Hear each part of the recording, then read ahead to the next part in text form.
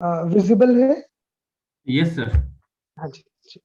तो जैसे कि बताया सर ने कि काफी सारे क्वेरीज आ रही हैं हम लोगों के पास भी मार्केट में कि हेल्थ गार्ड ऑयल के प्राइसेस बढ़ गए हैं, लोगों के मन में काफी सारे डाउट्स हैं। तो मोटिव यही है कि वो क्लियर करना और आप लोगों को समझाना कि क्या रीजंस हैं जिस कारण से राइस ब्रान ऑयल का प्राइस जो है वो बढ़ा है। तो सबसे पहला जो फैक्टर है जिस कारण राइस ब्रान ऑयल के प्राइसेस इंक्रीज होते हैं या डिपेंड करते हैं, वो है नॉर्मल हमारी जो बेसिक इकोनॉमिक्स की थ्योरी है, डिमांड और सप्लाई की। तो अभी जैसे कि आप लोग जानते होंगे कि राइस मिलिंग नहीं हो रहा है। जब राइस मिलिंग नहीं होता है यानी पैडी का सीजन नहीं होता है, उस टाइम पे राइस ब्रान ऑयल की जो अवेलेबिलिटी है वो कम हो जाती है। तो अभी अप्रैल आ चुका है, मई की स्टार्टिंग होने वाली है। तो इस टाइम पे मिलिंग ना होने की वजह से अवेलेबिलिटी कम है, यानी कि सप्लाई कंस्ट्रेंट है पूरे मार्केट में।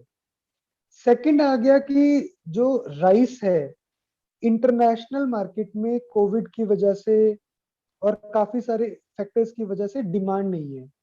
अगर राइस की इंडिया से एक्सपोर्ट डिमांड नहीं होगी तो इंडिया की जब गवर्नमेंट मिलिंग खत्म हो जाती है तो उस टाइम पे राइस, जो बड़े बड़े राइस मिल्स हैं, वो ब्रांड नहीं निकाल पाएंगे जिससे कि हमारा ऑयल बनता है। आप लोग ये सब तो जानते ही होंगे कि हम राइस से ऑयल नहीं बनाते हैं, बल्कि पैडी की जब मिलिंग होती है उसमें जो ब्रांड निकलता है उस ब्रांड में से ऑयल निकालते हैं। तो हमारे लिए जो जरूरी चीज है वो ये है कि मिलिंग होते रहनी चाहिए। बट राइस का एक्सपोर्ट ना होने की वजह से मिलिंग बहुत स्लो है। प्लस ऑफ सीजन होने की वजह से जो गवर्नमेंट की मिलिंग है, जो सरकारी पैडी लगती है, जो पीडीएस में आती है, उसकी मिलिंग भी ऑलमोस्ट खत्म हो चुकी है। थर्ड रीजन क्या है, पिछले कुछ महीनों से कोविड चल रहा था तो मलेशिया, इंडोनेशिया, अर्जेंटीना, यूएस, वहां पे काफी सारे लॉकडाउन्स रहे। वो लॉकडाउन्स होने की वजह से मलेशिया, इंडोनेशिया में पाम ऑयल नहीं बन पाया, कम बना। यूएस, अर्जेंटीना, ब्राजील, यहाँ पे सोयाबीन ऑयल नहीं बन पाया। तो इंडिया में ये सारे ऑयल्स इंपोर्ट होके आते थे जिसको लोग काफी सारी फैक्ट्रीज में फ्राइंग के लिए यूज करते थे, जो चिप्स बनते हैं वहां पे यूज होते थे, जो छोटे छोटे हलवाई हैं वो लोग यूज करते थे। बट अगर हम रिसेंट देखें तो दूसरे ऑयल ना आने की वजह से जो इंडिया में अवेलेबल था यानी राइस ब्रान ऑयल, उसी को लोगों ने यूज किया। तो ये थर्ड रीजन था जहां पे जो सप्लाई है वो बहुत कंस्ट्रेंट हो गई है मार्केट में। शायद स्क्रीन शेयरिंग हिल गया ना।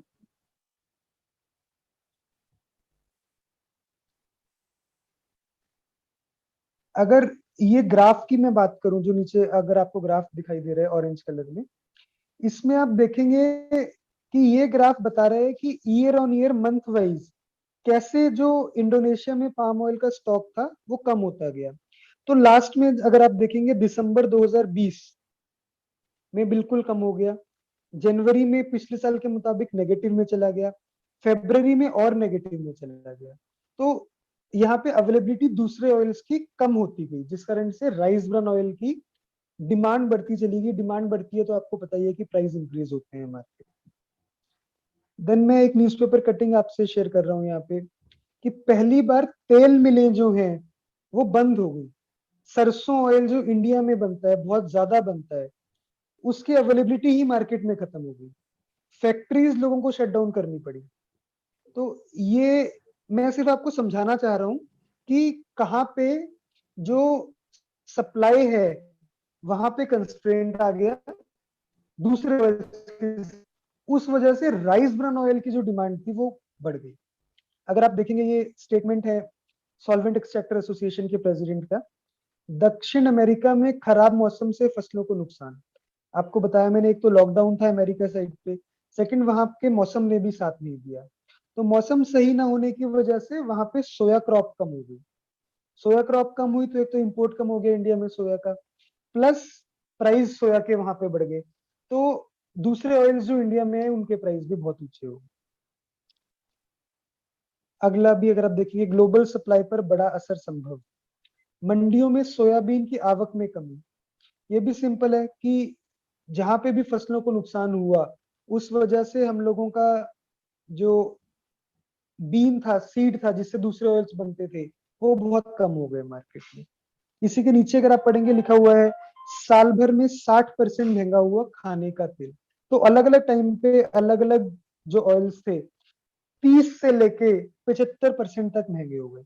नीचे आप पढ़ेंगे, एक साल में सोया तेल में 75% का उछाल। ये सब ओरिजिनल कटिंग्स हैं, आपसे मैं इसीलिए शेयर कर रहा हूँ कि आप समझें और आगे लोगों को समझा पाए। यूएस में स्टॉक में बड़ी गिरावट का अनुमान। तो जो स्टॉक अवेलेबिलिटी था डिफरेंट सीड्स का, यूएस से हम लोग बहुत सारा सोया ऑयल इंपोर्ट करते हैं इंडिया में, उन सब में बहुत सारा जो था अवेलेबिलिटी पुअर हो गया। देन इंडिया में बात करें, सरसों साल भर में 50% महंगा हुआ सरसों ऑयल। तो राजस्थान में ओलावृष्टि की वजह से फसल को नुकसान। तो मस्टर्ड ऑयल जो था, वो ऊपर भी हम लोगों ने देखा कि बहुत कम हो गया, मिलें बंद हो गई। यहाँ पे हम देख रहे हैं कि मौसम खराब होने की वजह से आपकी जो मस्टर्ड की अवेलेबिलिटी थी मार्केट में कम हो गई। बेमौसम बारिश से कई इलाकों में फसलों को नुकसान हुआ। घरेलू बाजार में सोया तेल की मांग ज्यादा पड़ी। तो ये फर्स्ट फैक्टर था जिससे मैं आपको समझाना चाह रहा था कि राइस ब्रान ऑयल का प्राइस डिमांड और सप्लाई पे डिपेंड करता है। दूसरे ऑयल्स की सप्लाई आपने देखा कम हो गई, उस वजह से राइस ब्रान ऑयल की जो डिमांड थी वो बढ़ गई, और उसकी भी अब अवेलेबिलिटी ऑफ सीजन होने की वजह से, राइस एक्सपोर्ट कम होने की वजह से स्लो हो गई। एंड सेकंड फैक्टर जो है जिसपे राइस ब्रान ऑयल का प्राइस डिपेंड करता है, वो है कि दूसरे ऑयल्स जो मार्केट में आते हैं उनके प्राइस क्या चल रही है। तो मैंने एक आपके लिए ग्राफ बनाया है यहाँ पे, जो पिछले 4 महीने का डेटा दिखा रहा है। मलेशिया में जो पाम ऑयल था, रिंगिट में जो वहां की करेंसी है, 3284 से लेके 4061, यानी 25% के आसपास जो है वो मलेशिया के अंदर ही पाम ऑयल बढ़ गया। और जब इंडिया में ऑयल्स आते हैं तो उनपे 40-45% ड्यूटी लग जाती है। तो वो आप इफेक्ट समझ सकते हैं, उसका इफेक्ट कितना ज्यादा आगे और बढ़ जाता है। ये जो अगला ग्राफ है, ये आपका दिखा रहा है कि जो पिछले एक साल में 2020 अप्रैल से लेके मार्च 2021 तक, कैसे आप ग्राफ में खुद ही देख सकते हैं कैसे सारे ऑयल्स के प्राइस जो है पाम ऑयल के बढ़ते गए। बल्कि मैं यहाँ कहना चाहूंगा कि आपकी कंपनी ने, हेल्थ गार्ड ने, जो प्राइजेस थे उनको बहुत टाइम तक कंट्रोल करके रखा, इवन लॉस पे काम किया। बट अब जब चीजें आउट ऑफ कंट्रोल हो गई हैं, मार्केट रुक ही नहीं रहा है, तो उनको मार्केट में आपके लिए प्राइस बढ़ाने पड़े। ये अगली कटिंग है, खाद्य तेल स्टार्टिंग में 15% महंगे हुए। क्रूड पाम ऑयल, कच्चा तेल जो है पाम का, वो 114 रुपए केजी के ऊपर निकल गया।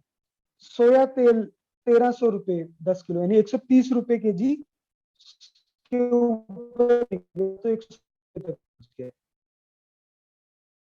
सरसों के तेल, वनस्पति जैसे जो मतलब बिल्कुल चीप ऑयल्स हैं, उनमें भी 30% तक जो है बढ़ोतरी है। ये न्यूज़पेपर कटिंग्स आपके सामने है। आगे भी आ रहा है कि फ्यूचर में भी 3 से 4 महीने तक खाद्य तेल कोई मंदी का अनुमान ही नहीं। देन ये हिंदुस्तान टाइम्स की कटिंग है, सीपीओ यानी क्रूड पाम ऑयल जो है 25 साल में सबसे महंगा हो गया।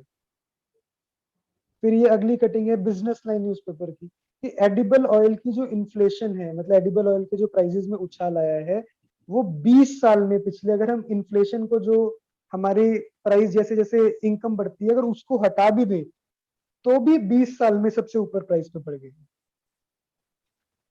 ये दूसरा फैक्टर था कि दूसरे ऑयल से, पाम, सोया, मस्टर्ड, उनके प्राइसिंग पे कैसे डिपेंड करता है राइस ब्रान ऑयल का प्राइस। देन जो थर्ड फैक्टर है, क्योंकि इंडिया एक नेट इंपोर्टर है दूसरे एडिबल ऑयल्स का, तो जो रुपी है, क्योंकि डॉलर को खर्च करके ही इंडिया में कोई भी अगर लेके आएगा दूसरे ऑयल्स तो लेके आएगा, रुपी जो था वो वीक होता गया। यानी अगर आप ग्राफ में देखेंगे तो पहले 71 रुपीज था मार्च में, आपका $1 71 रुपीज के बराबर था। अब पिछले 1.5 महीने के अंदर अंदर ये 75 पहुंच गया है। तो 5 से 6% सिर्फ करेंसी इंडिया की वीक होने की वजह से जितने इंपोर्टेड ऑयल्स हैं वो महंगे हो गए। और जैसे मैंने बताया, अगर इंपोर्टेड ऑयल महंगा हो रहा है तो जो दूसरे ऑयल्स हैं इंडिया के डोमेस्टिक वो ऑटोमेटिकली बढ़ेंगे। चौथा जो इंपॉर्टेंट फैक्टर है वो है कि गवर्नमेंट की पॉलिसीज क्या है, उस पे ऑयल के प्राइसेस बहुत डिपेंड करते हैं। जब बजट आया तो गवर्नमेंट ने सनफ्लावर सोयाबीन पे 20% एग्री सेस लगा दिया, क्रूड पाम ऑयल पे 17.5% एग्री सेस लगा दिया। यानी ये जो ऑयल्स थे आते आते और महंगे होने लगे इंडिया की पॉलिसीज की वजह से। तो ये 4 फैक्टर्स हैं जिसपे मेजरली डिपेंड करता है कि राइस ब्रान ऑयल के प्राइसेस कैसे मूव करेंगे। आप समझ गए होंगे कि डिफरेंट ऑयल्स 30 से लेके 70% तक बढ़ गए हैं। राइस ब्रान ऑयल में उछाल फिर भी कंपैरेटिवली काफी कम आया है। आपकी कंपनी ने उन प्राइसेस को कोशिश करके काफी हद तक रोकने की कोशिश की है। एक और जो हमारे पास बार बार क्वेरी आ रहा है मार्केट से कि राइस बहुत महंगा नहीं हुआ तो राइस ब्रान ऑयल कैसे महंगा हो गया। तो ये मैंने आपको शुरू में भी बताया कि राइस पे डिपेंड नहीं करता राइस ब्रान ऑयल का प्राइस, बल्कि इन फैक्टर्स पे डिपेंड करता है। बल्कि जब राइस का प्राइस कम होता है, एक्सपोर्ट डिमांड कम होता है, तो शॉर्टेज आ जाता है मार्केट में राइस ब्रान का।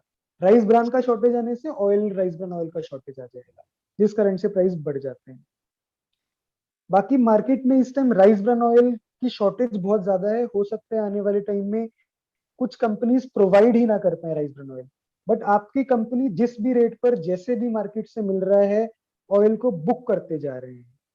तो दिक्कत कंपनीज को बहुत आ सकती है राइस ब्रान ऑयल की अवेलेबिलिटी को लेके, बट आरसीएम से हमारा ऐसा नाता है कि हम ये प्रॉब्लम आरसीएम को फेस नहीं होने देंगे, हम लोगों की कमिटमेंट है। बट आप लोगों से भी हमें सहयोग चाहिए कि आप आगे डाउन द लाइन इन चीजों को लोगों को समझाएं कि क्या कारण है जिस कारण से प्राइस बढ़े हैं और हमें उन्हें फाइनली एक्सेप्ट करना पड़ेगा। तो मेरी साइड से यही है। कोई और पॉइंट है, कोई डिस्कस करना है तो मेरे से आप डिस्कस कर सकते हैं ओपनली, कोई प्रॉब्लम नहीं। थैंक यू पुनीत जी, बहुत अच्छे से आपने हर एक पॉइंट क्लियर करा हमारे साथियों के लिए। और मुझे पूरी उम्मीद है फील्ड में साथियों को बहुत ज्यादा क्लैरिटी मिली होगी। ये प्रोग्राम आप लोगों के इसलिए रखा है आप लोगों के लिए, जिससे आप लोगों को पूरी क्लैरिटी हो, क्योंकि हम और आप एक ही हैं और अपने को पूरी क्लैरिटी आनी चाहिए कि कैसे अपने को क्या रीजंस हैं, क्यों ऐसा हो रहा है। इसीलिए आप लोगों के लिए प्रोग्राम रखा गया है। तो अब मैं बुलाना चाहूंगा पुनीत जी। आज क्यूएनए नहीं रखा है अपन ने, तो अब मैं बुलाना चाहूंगा okay Anil okay. Sir. Anil sir please can you unmute yourself. Thank you Arpit. जय आरसीएम एवरीवन। Hi sir. जय RCM sir. Bhagwat please screen play करोगे अनिल सर के लिए।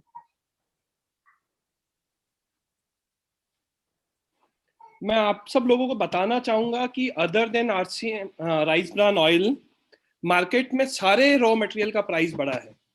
तो मैं कुछ प्रोडक्ट स्पेसिफिकली आपको दिखाना चाहूंगा। जैसे नॉन फूड है, नॉन फूड में जिनसे हमारा डिटर्जेंट पाउडर, शैम्पू और साबुन बनता है, उन सब की प्राइजेस में बात करूँ तो पीएफएडी की बात करूँ तो पिछले साल से इस साल 83% बढ़ा है। लॉरिक एसिड भी 83% बढ़ा है। सोप नूडल 37% बढ़ा है। एलएलपी 37% बढ़ा है। नेक्स्ट पे जाइए भगवत, फूड आइटम दिखाइए। फूड आइटम की भी बात करूं तो मैं अगर बात करूं दालों की, हल्दी मिर्ची या गेहूं की, तो हर चीज में तेजी है। उस तेजी का कारण है गवर्नमेंट की एग्रो पॉलिसी कि किसानों को ज्यादा से ज्यादा एमएसपी देना है, plus availability of the crop.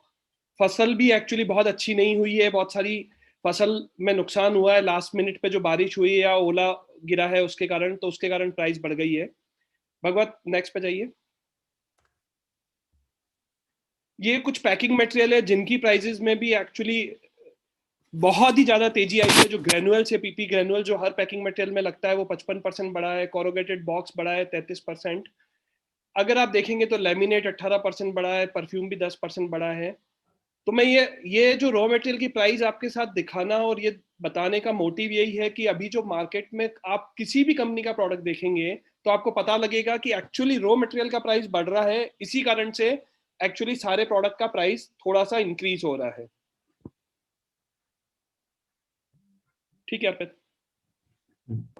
Right, thank you very much Anil sir, thank you very much. तो साथियों, आज की मीटिंग का अपना मकसद आप लोगों को जागरूक करना था कि क्या क्या फील्ड में किस तरीके से ये प्राइजेस का और इस सब का जो बदलाव आ रहे हैं उसके पीछे क्या रीजंस हैं, तो हम लोगों ने आपके साथ शेयर करे। ये जैसे कि आपने देखा, पुनीत जी ने भी बोला कि ये रेट्स काफी पहले बढ़ चुके थे, पर कंपनी ने अपने लेवल पे इसको रोक के रखा, और कंपनी ने, जिससे फील्ड में आप लोगों को बिल्कुल परेशानी ना आए मार्च में, और बिल्कुल परेशानी नहीं आए बिजनेस करने के लिए, इसके कंपनी ने रोक के रखा। बट अभी चीजें कुछ अलग हैं जो आपके सामने ऑलरेडी हम लोगों ने शेयर कर दी हैं। तो मुझे लगता है आज की मीटिंग आप लोगों के लिए बहुत फ्रूटफुल रही हो और काफी कुछ की क्लैरिटी आप लोगों को मिली हो।